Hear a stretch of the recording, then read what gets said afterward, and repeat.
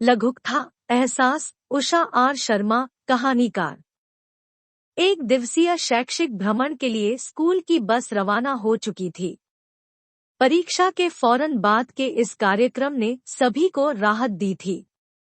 छात्र छात्राएं मस्ती से झूम रहे थे। छात्राएं अंताक्षरी खेल रही थी।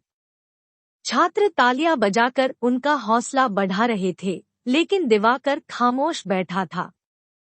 कभी वह खिड़की के बाहर के वृक्षों को देखता और कभी दूर तक फैले आसमां को।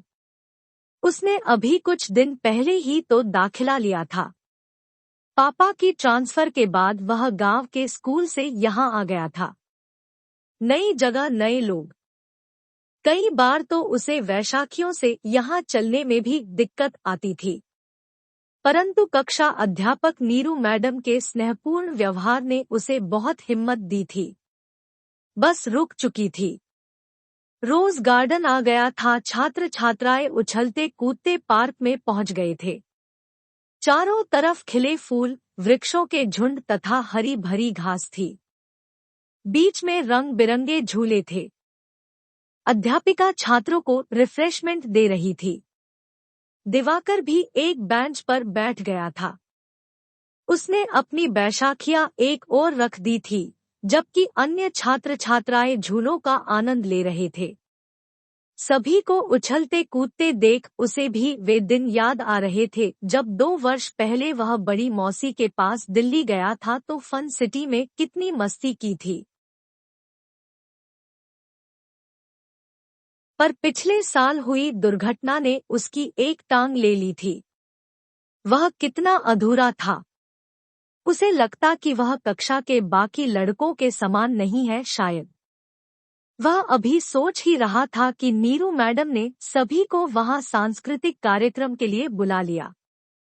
लड़के और लड़कियां वृक्षों के नीचे घास पर ही अपने अपने समूह में बैठ गए थे। दिवाकर सामने बेंच पर बैठा था। कार्यक्रम चल रहा था। अचानक एक सांप वृक्षों के बीच में से रेंगता हुआ इस ओर आ गया था। अपने सामने इतने बड़े सांप को देखकर छात्र छात्राओं के चेहरे का रंग उड़ गया। नीरू मैडम भी वहीं की वहीं रह गई। सांप फन उठाकर फुंकार रहा था। दिवाकर ने देखा तो घबराया नहीं। वह गांव में इस तरह के जानवरों को खेतों में कई बार देख चुका था। वह चीते की सी फुर्ती के साथ वहां पहुंच गया। उसकी निगाहें सांप पर थी। फिर अचानक उसने अपनी बैसाखी से सांप को उठाकर दूर फेंक दिया। छात्र छात्राओं में जैसे जान आ गई। नीरू मैडम ने दिवाकर की पीठ थपथपाते हुए कहा, दिवाकर, तुमने आज हम सब की जान बचाई है। तुमने तो कमाल कर दिया। तुम वाकई बहादुर हो, असली हीरो हो। अगले दिन प्रातःकालीन सभा में दिवाकर को उसकी सूझबूझ व बहादुरी के लिए प्राचार्य महोदय ने सम्मानित किया। तालियों की गड़गड़ाहट में उसे भी अपनी पूर्णता का एहसास हो रहा था।